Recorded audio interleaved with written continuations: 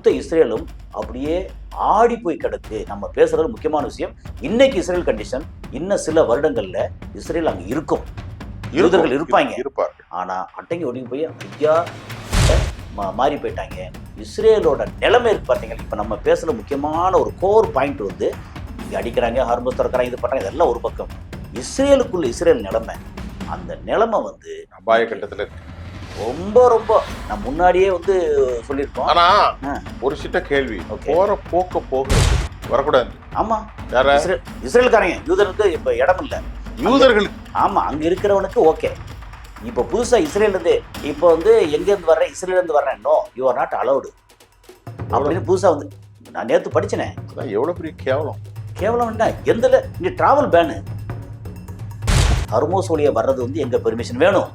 Number 2 வந்து ஹர்மோஸ் அந்த பக்கத்தில் அப்படியே வந்து ஃபுஜரா வழியவோ அது அந்த அந்த சின்ன தீவு மாதிரி வச்சுருக்காங்கல்ல, அதாவது எப்படின்னா மொத்த நாட்டில் இடையில வந்து ஒரு சின்ன பகுதி வந்து ஃபுஜரா யுஏயோட பகுதி, இஸ்ரேல் பயங்கரமான குழப்பம் குளறுபடி உள்ள வந்து போராட்டம் அவ்வளோ நடந்துக்கிட்டு இருக்கு இஸ்ரேலில். என்னன்னா, எப்பா நீ வந்து இத்தனை வருஷமா நீ பிடுங்கின பூரா வந்து தேவையில்லாத.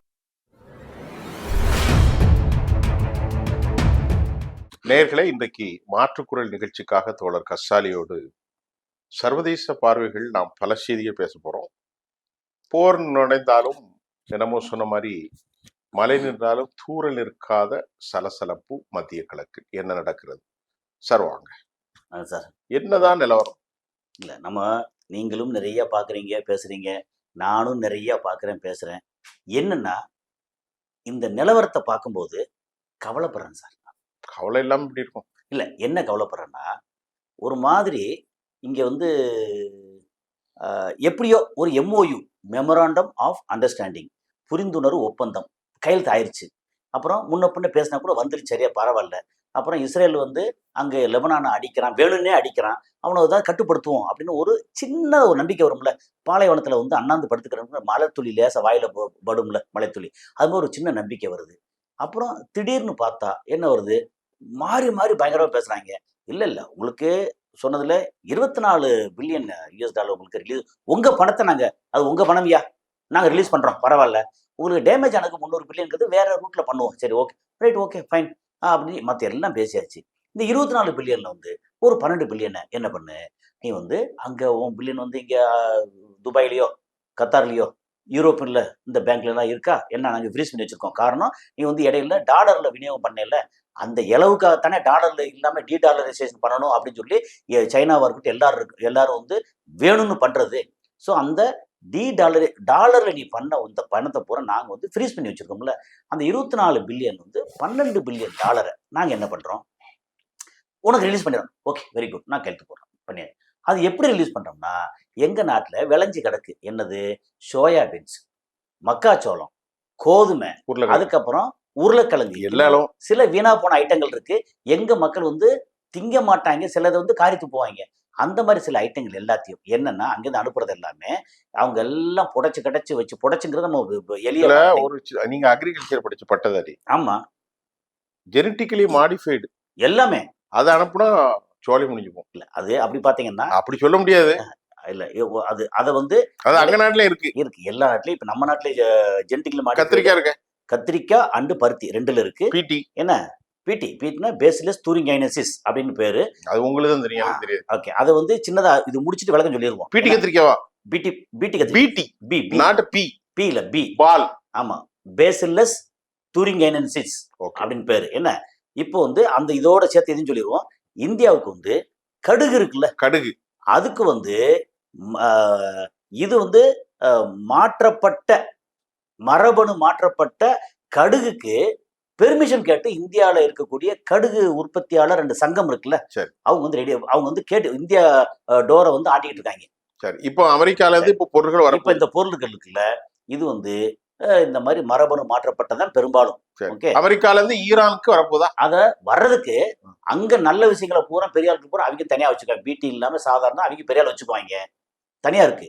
எப்பவுமே வந்து அங்க ஸ்டோர்ல பாத்தீங்கன்னா இது வந்து மரபணு மாற்றப்பட்டது ஜெனரலா இருக்கும், ஸ்பெஷல் அப்படிங்கிறது ஆர்கானிக்ங்கிறது தனியா இருக்கும். சரி, இப்போ ஒரு கேள்வி சார். ஓகே, மரபணு மாற்றப்பட்டதோ சுத்தமான பொருளையே அமெரிக்கால இருந்து வழங்கட்டு, அது தப்பு இல்லை. நான் என்ன கேட்கிறேன், அவன் பணத்தை ஈரான் கையில கொடுத்து நீ என்னன்னாலும் பண்ணிக்கோ, அதை விட்டு போட்டு நான் தான் கொடுப்பேன்னு மறுபடியும் பெரிய என்ன மனப்பான்மையில அமெரிக்கா ஈரானை அழுத்த பாக்குறதா? நான் ஒரு விஷயம், உங்களுக்கு நான் பணம் தர்றேன்னு ஒத்துக்கிட்டதே நீங்க வந்து பண்ணிருக்க புண்ணியம். ஈரானுக்கு 47 வருஷம் ஆச்சு, நாங்க தடை போட்டிருக்கோம். இப்போ வந்து சரி போனா போகுது, பொழைச்சு போ அப்படின்னு நாங்க வந்து இதை ரிலீஸ் பண்றேன்னு சொல்றதே நீங்க வந்து காலங்காலமா பண்ணிருக்க புண்ணியம். உங்க தலைவர் பெருந்தலைவர் கொண்டிருக்கோம், அடுத்த ஆட்கள் நான் கொல்லாம இன்னும் வச்சிருக்கோம், அதுவே உங்களுக்கு புண்ணியம். சொன்னா இன்னைக்கு பட்டினி கிடக்கீங்க. ஏன் பட்டினி கிடக்கீங்க? நாங்க வந்து பொருளாதார தடை வச்சிருக்கோம், நீங்க பட்டினி கிடக்கீங்க. அதனால அந்த பட்டினியை போக்குறதுக்கு உங்க காசை வச்சு நாங்க வைக்கிற விலையில, இப்போ உதாரணத்துக்கு சோயாபீன்ஸ் வந்து நம்ம ஊர்ல வந்து கிலோ வந்து 200 வச்சுக்கோங்க உதாரணத்துக்கு. ஓகே, அவங்க கொடுக்கறது 400 கொடுக்குறாங்க. அப்ப என்ன, அந்த அமெரிக்க நாட்டோட விவசாயிகள் இருக்காங்க, விவசாயம் பண்றாங்கல்ல, நம்ம ஊர் மாதிரி வந்து 1 ஏக்கர் 2 ஏக்கர் பண்றது, அங்கெல்லாம் ஆயிரக்கணக்கான ஏக்கர்ல பண்றது. நம்ம ஊர்ல இருந்து நடிகர் நெப்போலியன் அங்க போய் ஆயிரக்கணக்கான ஏக்கர் வச்சிருக்கிறாரு, குதிரைக்கு புல்லு பண்ணிட்டு இருக்கிறாரு. ஓகே, அப்போ இந்த மாதிரி அங்க விளையக்கூடிய விளைச்சல் எங்க போய் அழிக்கிறதுன்னு தெரியாது. அதை வந்து நாங்க உனக்கு கொடுக்குறோம், ஓம் பணத்துல கொடுக்குறோம், நாங்க வைக்கிற விலைக்கு கொடுக்குறோம், நீ வந்து சத்தம் போடாம ஐயா கொடுங்க ஐயா, கோதுமையா கொடுங்க ஐயா, அது நடக்காது. அப்புறம் சோயாபீன்ஸா ஐயா கொடுங்க நாங்க வச்சுக்கிறோம், மக்காச்சோளமா ஐயா கொடுங்க நாங்க அது வச்சுக்கிறோம் நடக்காது அப்படின்னு சொல்லி. அது பழைய ஈரான் இல்ல, இது எத்தியோப்பியா இல்ல.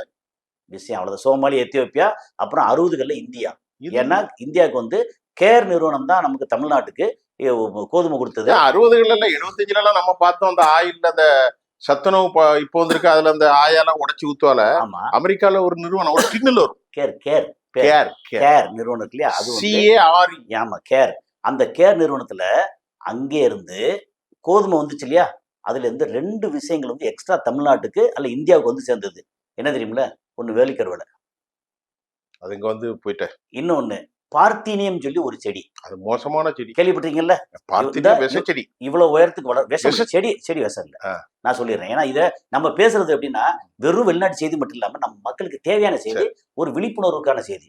பார்த்தீனியம் வந்து சின்ன சின்ன லீஃப்ல இவ்வளவு வந்து ஒரு மாதிரி வளரும். அதாவது நம்ம மறிக்கொழுந்து இருக்கும் பாத்தீங்கல்ல, மறிக்கொழுந்து, அதோட துளசி செடி, துளசி இருக்குல்ல, அது மாதிரி தான் வளரும். அதுல வந்து வெள்ளை வெள்ளையா வந்து மூக்குத்தி பூ மாதிரி பூ நிறைய வரும்.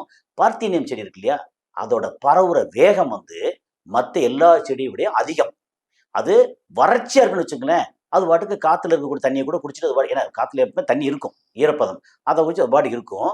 அது வந்து இந்த பூ இருக்கு பாத்தீங்கல்ல, மொட்டா இருக்கும்போது பிரச்சனை இல்லை. பூ வெடிச்சதுன்னா அதுல இருந்து வரக்கூடிய மகரந்தம் இருக்குல்ல, அந்த மகரந்தம் வந்து போலன் வந்து நம்ம சுவாசிப்போம். அவ்வளோ பேருக்கும் ஆஸ்துமா, காய்ச்சல், சளி தொல்லை அது எங்கெல்லாம் இருக்கோ அது பூரா அப்படி அந்த அளவுக்கு இருக்கும். ஸோ இதுதான் வந்து அதோட முக்கியமான பாதிப்பு. அந்த பாதிப்பு அமெரிக்கால இருந்து வந்தது. சரி, இப்போ அமெரிக்கா இந்தியாவுல வந்து அந்த காலத்துல 60ல சொன்னீங்க. இப்போ நீங்க சொன்ன செய்தி என்ன, ஈரானுக்கு அமெரிக்கா கொடுக்க வேண்டிய பணத்தில் 12 பில்லியன் ஆமா பணத்தை உன் கணக்குல வர 1,20,000 கோடி. அதான் உன் கணக்குல வர வச்சு நான் தரக்கூடிய மருந்தையும், நான் தரக்கூடிய உருளைக்கிழங்கு, அப்புறம் பச்சை பட்டாணி, எதா இருந்தாலும் சரி, சிவப்பு பட்டாணி, ஏதோ ஒண்ணு பட்டாணி, மக்காச்சோளம். ஆனா ஈரான் வந்து ஈரான் ஸ்ட்ரெயிட்டா என்ன சொல்லிட்டாங்க, இந்த பேச்செல்லாம் இங்க வச்சுக்காத, ஏன் பணத்தை எனக்கு கொடு, நான் எங்க எப்படி வாங்கணும் நான் தான் டிசைட் அப்படின்னு சொல்லியிருக்காங்க. இது இவன் கொடுக்குற பணம் கிடையாது, இது அவன் பாக்கெட்ல இருந்து எடுத்து, இந்த பாருப்பா இந்த பணம் இருக்கு இல்லையா, இந்த பணத்துக்கு நான் வந்து உனக்கு இவ்வளவு தர்றேன். இது எப்படி தெரியுமா, வழி என்னது கடை தேங்காய் எடுத்து வழி, அதேதான் அதானே, அதேதான். நீ சாமி கும்பிட்டா நீ காசு கொடுத்துவாங்களே, விக்கிற கொஞ்சம் தேங்காய் எடுத்து வச்சு சாமியே அப்படின்னு உடைச்சிட்டு கேட்டா, ஏ சாமிக்கு நல்லது, ஓ நல்லது, நீ காசு கொடுத்துடு. இப்போ என்ன ஆகி போச்சு, மொத்தத்துக்கு வந்து அமெரிக்கா இப்படி சொன்ன உடனே வேற வழியே இல்லை, டோட்டலா வந்து சொல்லி அடுத்து. ஆமா, இந்த மாதிரி இது நம்பர் 1. நம்பர் 2 வந்து ஹர்மோஸ். நீங்க வந்து நீங்க இஷ்டத்துக்கு உங்க சௌரியத்துக்கெல்லாம் நாங்க திறந்து விட முடியாது ஹர்மோஸ். அது IRGC நேவி வந்து ரொம்ப ஸ்ட்ரிக்டா இன்னைக்கு ஆர்டர் சொல்லியிருக்காங்க. நீங்க ஒண்ணு ஹர்மோஸ் வழியா வர்றது வந்து எங்க பெர்மிஷன் வேணும். நம்பர் 2 வந்து ஹர்மோஸ் அந்த பக்கத்துல அப்படியே வந்து ஃபுஜரா வழியவோ அல்லது அந்த அந்த சின்ன தீவு மாதிரி வச்சிருக்காங்கல்ல, அதாவது எப்படின்னா மொத்த நாட்டுல இடையில வந்து ஒரு சின்ன பகுதி வந்து ஃபுஜரா UAEயோட பகுதி, அதுக்கப்புறம் அந்த ஹர்மோஸ் பக்கத்துல இருக்க சின்ன போர்ஷன் வந்து ஓமானோடது. ஓகே. நீங்க அந்த ஓமான் பகுதியில இருந்தோ, ஃபுஜைரா பகுதியில இருந்தோ இங்கே இருந்து வந்து பைபாஸ் பண்ணி போனீங்கன்னா நாங்க அடிப்போம். ஹர்மோஸ் வழியா தான் போகணும். நீங்க அடிப்போம். என்ன உண்டோ அத்தனையும் கட்டிக்கிட்டு தான் போகணும். சரி. அப்படின்னு இந்த மாதிரி வந்து முக்கியமான விஷயம் சொல்லியிருக்காங்க. அதுக்கப்புறம் அங்க எடுத்தீங்கன்னா நம்ம இஸ்ரேல் பயங்கரமான குழப்பம், குளறுபடி உள்ள வந்து போராட்டம் அவ்வளோ நடந்துகிட்டு இருக்கு இஸ்ரேல்ல. என்னன்னா, "எப்பா நீ வந்து இத்தனை வருஷமா நீ புடுங்கின பூரா வந்து தேவையில்லாத ஆணியா புடுங்கி எல்லாம் பண்ணிட்ட. நீ முதல்ல வந்து வீட்டுக்கு போ அல்லது ஜெயிலுக்கு போ." அப்படின்னு மக்கள் போராட்டம் இப்போ நடந்துட்டு இருக்கு. அந்த செய்தி வெளிய வர முடியாம தடுத்துக்கிட்டு இருக்காங்க. நமக்கு வந்து அங்கங்க இப்ப 22ஆம் தேதி வரைக்கும் நம்ம ஊர்லயே வந்து டெலிகிராம குளோஸ் பண்ணியிருந்தாங்க. லாக் பண்ணியிருந்தாங்க. ஏன்னா, இவங்க வந்து ரொம்ப அப்படி பயங்கரமான ஆட்கள்லாம் நீட் எக்ஸாமுக்கு இதுக்கெல்லாம் வந்து பாதுகாப்பு குடுக்குறாங்களாம். அதனால டெலிகிராம குளோஸ் பண்ணியிருந்தாங்க. இப்ப டெலிகிராம் திரும்ப வந்துருச்சு. பார்த்தா, அங்க வந்து இஸ்ரேல்ல ஐயோ! அம்மான்னு கதறல் இருக்கு. எங்க? நீ எல்லாம் ஒண்ணும் பண்ண வேண்டாம். இப்படியே வந்து அடிச்சுக்கிட்டே இருப்ப. நாங்க செத்துக்கிட்டே இருக்கணுமா? எங்களுக்கு ஏன்னா முன்னாடி வந்து எ இது அதாவது இதுக்கு முன்னாடி நடந்த 2020களுக்கு முன்னாடி நடந்த சண்டை இருக்கு. 22 வரைக்கும் நடந்த சண்டை இருக்கு இல்லையா? அதுல இஸ்ரேல் அடிப்பான், அடுத்தவன் சாவான், அவன் டேமேஜ் ஆகும். அடுத்தவன் அடிப்பான், இஸ்ரேல் வந்து தடுத்துருவான். அப்ப இஸ்ரேல் ரொம்ப சேஃபா இருந்துச்சுல்ல. அந்த சேஃப்டி எல்லாம் நாசமா போய், டிமோனா அராதுல வந்து சயின்டிஸ்ட்ட பூரா அடிச்சு, அப்புறம் டெல் அவீவா இருக்கட்டும், ஹைஃபாவா இருக்கட்டும், எல்லா இடமும் அடிச்சு, இன்னைக்கு அவங்களுக்கு வருமானம் போயி, கடைசில வந்து, ஐயா, ஐயா சோத்துக்கு என்ன பண்றது? சிங்கி அடிக்கணும் இப்போ. அதுக்கப்புறம் ரொம்ப முக்கியமா ஏகப்பட்ட மொத்தம் 21, 22 நாடுகள் வந்து இஸ்ரேலுக்கு எதிரா, இஸ்ரேல் எங்க நாட்டுக்கு விசா கிடையாது, எங்க நாட்டுக்கு வர வேண்டாம், நீங்க வந்து உங்க இதுல இருந்துக்க அப்படின்னு இஸ்ரேலை யாருமே நீ ஏத்துக்க மாட்டானே. யூரோப் நாடுகள் 21, 22 நாடுகள் லிஸ்ட் இருக்கு. வரக்கூடாது. ஆமா. யார? இஸ்ரேல்காரங்க யூதருக்கு இப்ப இடம் இல்ல. அங்க யூதர்களுக்கு. ஆமா. அங்க இருக்கிறவனுக்கு ஓகே. இப்ப புதுசா இஸ்ரேல்ல இருந்து இப்ப வந்து எங்க இருந்து வர்றேன்? இஸ்ரேல்ல இருந்து வர்றேன். No, you are not allowed. எவ்வளவு அப்படின்னு புதுசா வந்து நான் நேத்து படிச்சேனே. அதான் எவ்வளவு பெரிய கேவலம். கேவலம் என்ன? எந்தல இங்க டிராவல் பேனு. முன்னாடி வந்து 10 வருஷம் ரொம்ப கொலை பண்ணாரு, ரொம்ப இது பண்ணாரு. மோடிக்கு வந்து அமெரிக்கா விசா தர மாட்டேன்ட்டாங்க 10 வருஷம். பெரிய கேவலம் தானே. ஆமா. அது மோடி வந்து சிஎம். அது அவர் அசிங்கம் தானே. ஆமா. அது இப்ப நம்ம இப்ப சொல்றோம் இல்லையா? இது வந்து எப்படின்னா, நம்மளுடைய பிரைம் மினிஸ்டர் அவரு குஜராத்தோட முதலமைச்சரா இருக்கும்போது 10 வருஷம் வந்து அமெரிக்கா பேன் பண்ணியிருந்தாங்க. சார் அது ஜெனோசைடு சார். திட்டமிட்ட கொலை. கொலை. எங்க? ஆமா. குஜராத்ல எல்லாரும் அதை பத்தி சினிமாலாம் வந்துச்சு. இன்னைக்கு அரசியல்வாதிகள் பேசிக்கிட்டே தான் இருக்காங்க. இருக்காங்க. அந்த மாரி அவர் படிஞ்ச கரை இருக்குல்ல, அந்த கரை வந்து இஸ்ரேலுக்கு வந்து காலங்காலமா கரை படிஞ்சுட்டே இருக்கு. ஒரு சின்னதா லூப் ஹோல் கிடைச்சா திரும்ப கரை படியுது. அப்ப இனிமே வந்து இஸ்ரேல உலகத்தில் யாரும் நம்ப தயாரா இல்ல. இப்போ வந்து யுஏஇ வந்து அவனுக்கு சாதகமா இருந்தாங்கல்ல, அவிங்களே வந்து ஒரு 3 பில்லியன குடுத்து, "அப்பா நான் உன்ட்ட நட்பா இருக்கேன். எனக்கு வேற வழி இல்ல." அப்படின்னு அங்க மாறி போயிட்டாங்க. இஸ்ரேலோட நிலைமை இருக்கு பார்த்தீங்களா, இப்ப நம்ம பேசுற முக்கியமான ஒரு கோர் பாயிண்ட் வந்து, இங்க அடிக்கிறாங்க, ஹார்மோஸ் தொறக்குறாங்க, இது பண்றாங்க, இதெல்லாம் ஒரு பக்கம். இஸ்ரேலுக்குள்ள இஸ்ரேல் நிலைமை, அந்த நிலைமை வந்து அபாய இன்னைக்கு கட்டத்துல இருக்கு. ரொம்ப ரொம்ப நான் முன்னாடியே வந்து சொல்லியிருக்கோம். ஆனா ஆ, ஒரு சின்ன கேள்வி. ஓகே. போற போக்க போகிற போது எனக்கு என்னமோ என் மனசுல படுது. ம். I have nothing evidence. சரி. இவங்க வந்து இன்னும் உலகத்தின் இன்டென்ஷன் உள்ளுக்குள்ள வந்து intuition intuition intuition intuition right intuition ஆ. Intention that means intuition. Intuition okay. இவருடைய உள்ளுணர்வு சொல்லுது. உள்ளுணர்வு. இவருடைய என்னுடைய உள்ளுணர்வு என்ன சொல்லுது? இவர்கள் வருங்காலத்தில் ஒரு மிகுந்த மோசமான நிலைக்கு அஹ், ப- உலகம் முழுவதும் பரவக்கூடிய அளவுக்கு மறுபடியும் இந்த தேசத்தை விட்டே போயிருவாங்கன்னு நினைக்கிறேன். ஏன்னு இல்ல. கேட்டா ஆ, அங்கு நல்ல மக்கள் நிறைய இருக்காங்க. ஆ. அவர்களிலும் நல்ல மக்கள் இருப்பார்கள். இருக்கு இருக்கு. இப்ப அவர்கள் இனி சுத்தி இருக்கக்கூடியவர்கள் அரபுகள். ம். இவர்கள் இனி வந்து வலிமையாகி விட்டார்கள். ஆமா, ஈரான் வந்து விட்டது, எல்லாரும் வருகிறார்கள். ஆமா. இனி அவர்களை ஈரானை மட்டும் விட மாட்டார்கள். ஈரான் பக்கத்து நாடுகளுக்கெல்லாம் கொடுத்து இல்ல வலிமைப்படுத்தும். ஏற்கனவே இப்ப வந்து இத்தனை அடிச்சதுக்கு அப்புறம் ஹிஸ்புல்லாவை ஒண்ணும் பண்ண முடியலையே. பணம் இஸ்புல்லா தான் கை ஓங்கி இருக்க மக்களை தானே ஆ, கொடுத்திருக்கான். ஆமா. இப்ப ஏராளமான நீங்க பாத்தீங்க இட்டாலியன்ல ஒரு டிமெரிட்ஸ் என்னன்னா, ம், அவன் இஸ்ரேலுக்குள்ள அடிக்கும் போதுதான் சிக்கல் வரும். ம். ஏர் டிஃபென்ஸ் சிஸ்டம் இருக்கு. ஆமா. இப்போ லெபனானுக்குள்ளே அடிக்கிறான். லெபனான் இவன் இருக்கிற இடத்துல அங்க டிஃபென்ஸ் சிஸ்டம் கிடையாது. கிடையாது. ஆமா, இப்போ இஸ்ரேல் ராணுவம் எங்க இருக்கோ அங்க ஈஸியா அடிச்சிடறான். ஆமா. அதுல கொத்து கொத்தா காலிப்பிட்டான். கலி யாரு? யூதர்கள். யூதர் அதெல்லாம் வரவே இல்லை. அது நிறைய அந்த மாதிரி நடந்துச்சுல்ல. இப்ப என்னன்னா, அங்க வந்து பெரிய அளவுக்கு அவனோட வருமானம் என்னவா இருக்குன்னு நினைச்சீங்க? யாருக்கு? இஸ்ரேலுக்கு. இப்ப எல்லா வருமானம் தான் கெட்டு போச்சு. ஒண்ணு துபாயும் இஸ்ரேலும் கிட்டத்தட்ட ஒண்ணு. ஒண்ணு வந்து ட்ரேடு, அவனுக்கு ஹைஃபா துறைமுகம், டெல்லவியூவில் இருக்கக்கூடிய பென்குரியன் ஏர்போர்ட், இந்த மாதிரி ஆச்சுன்னா பெரிய அளவுக்கு ட்ரேடு, டூரிசம். அதுல வந்து நார்மலா வரக்கூடிய டூரிசம் பிளஸ் வந்து பில்கிரிமேஜ் இருக்குல்ல, அது வந்து ரொம்ப பெருசு. அங்க அது 3 மதத்துக்காரங்க அங்க வருவாங்க. அதாவது மதம் சம்பந்தப்பட்டது. ஆமா, பில்கிரிமேஜ் முஸ்லீம் வருவாய், புனித பயணம். புனித பயணம். ஓகே, அதுக்கு பில்கிரிமேஜ். ஆனா இன்னும் அந்த பில்கிரிமேஜஸ் தாண்டி ஆயுத விற்பனை இருக்கிறது. அதான் அதுக்கு அடுத்து இன்னொன்னு மருந்து இருக்கு பாத்தீங்கல்ல, மருந்து பொருட்கள் விற்பனை வந்து அங்க ட்ரேடிங் வந்து எக்கச்சக்கம், மருந்து பொருள். அதுக்கப்புறம் இந்த சாஃப்ட்வேர் இருக்குல்ல, அதுக்கான விற்பனை, ஆயுத விற்பனை அப்படின்னு ஆயுதம், மருந்து பொருட்கள், சாஃப்ட்வேரு, டூரிசம், ட்ரேடு, இந்த 5 முக்கியமானதுல. இதுல இப்ப அடிச்சதுல என்ன ஆகி போச்சுன்னா, ஆயுதம் வந்து பனாலாயிருச்சு. இப்ப யாரும் வாங்க ஆர்டர் போட தயாரா போட இல்ல. மாட்டாங்க. இந்தியா வந்து இப்ப ஆர்டர் வந்து பேசியிருந்தாங்க, எதுக்கு, அயன்டோமுக்கு. அது கூட இப்போ ஹோல்டில் இருக்கு. ஆனா அது கன்ஃபார்ம் இது இல்லை, ஆனா ஹோல்டு இருக்குன்னு கேள்விப்பட்டேன். நம்பர் 1 ஆயுதம் கிடையாது. அதுக்கப்புறம் வந்து டூரிசம் சுத்தமா கிடையாது. 0 பிட். அதுக்கப்புறம் ட்ரேடு இருக்குல்ல, அது வந்து இங்க இருந்து வர்றதுக்கு ரொம்ப கஷ்டப்பட்டு வராங்க, ட்ரேடு கிடையாது. ட்ரேட் அவங்க சாப்பாட்டுக்கு தான் வந்துட்டு இருக்கு. அதுக்கப்புறம் வந்து பில்கிரிமேஜ் அந்த அந்த ஆட்கள் இங்க போக கிடையாது. மாட்டாங்க. அப்புறம் மருந்து விற்பனை எப்போ வரும்னா, அங்க ஃப்ரீயா சாதாரணமா இருந்தா அங்க மேனுஃபேக்சரிங், ரீபேக்கிங் அது சொல்லி வரும். அந்த மருந்து விற்பனை வேற கிடையாது. இன்னொன்னு, வாட்டர் இரிகேஷன்ல உலகத்திலே டாப் மோஸ்ட் அவன் தான். குறைந்த தண்ணியை வச்சு பெரிய விவசாயம். ஆமா, இப்ப விவசாயத்துக்கு வேலை செய்யறதுக்கு ஆள் இல்ல. இல்ல சுத்தமா. ஏன்னா காசாவில இருந்தா நிறைய பேர் போனாங்க. காசால இருந்து வெஸ்ட் பெங்கால் நிறைய போனாங்க. இப்ப கிடையாது. அங்க எதுவும் கிடையாது. அப்போ அங்க வந்து கன்ஸ்ட்ரக்ஷனோ, டெவலப்மெண்ட்டோ, அக்ரிகல்ச்சரோ ஒண்ணும் கிடையாது. 0 எல்லாம் முடிஞ்சு போச்சு. இப்ப கடன் ஒரு தொகை ஏறி இருக்கும். அது இல்லாம அதான் அது அடுத்த கட்டம் என்னன்னா, இதுவரைக்கும் வருமானம் எவ்வளவு வந்துச்சோ அதை விட பட்ஜெட் வந்து கிட்டத்தட்ட சேமா இருந்துச்சு.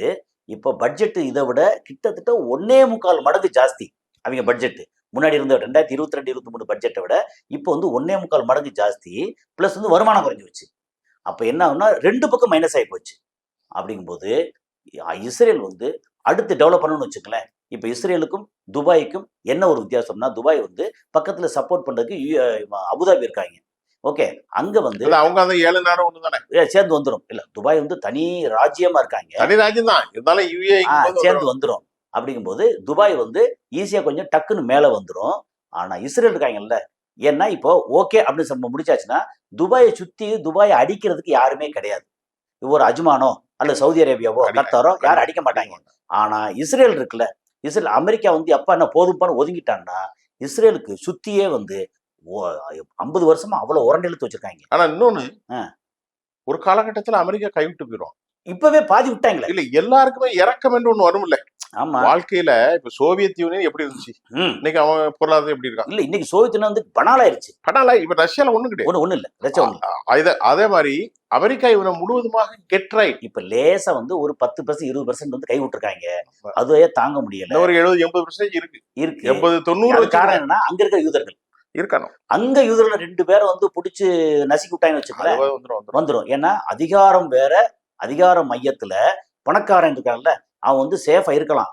அதிகார மையம் என்னைக்காவது திடீர்னு வந்து ஒரு உதாரணத்துக்கு ஒரு மதுரா மாதிரியோ, ஒரு ஜிஜிங் பின் மாதிரியோ, அல்லது கிம் ஜாங் உன் மாதிரியோ ஒருத்தன் வந்து சேர்ந்தான்னு வச்சுக்காங்க, கதை முடிஞ்சது. இப்போ இப்படி வச்சுங்களேன், மம்தானி வந்து அன்னைக்கு இங்க பிரசிடண்ட் ஆயாச்சு, என்ன நடக்கும் அங்க? மொத்தத்துக்கு எல்லாத்தையும் கருவுறுத்த மாட்டாங்க, அப்ப சோழி முடிஞ்சிடும். அந்த மாதிரி ஒரு சிச்சுவேஷன்ல இங்க வந்து வருமானம் இல்லாம அமெரிக்கா வந்து அங்கிருந்து $38 பில்லியன் வந்து குறைச்சிட்டாங்க இப்போ. ஓகே, அது ரினிவல் கிடையாது. அந்த மாதிரி இங்க இஸ்ரேல் வந்து சோத்துக்கு சிங்கடிக்கிற காலம் விரைவில் வருது.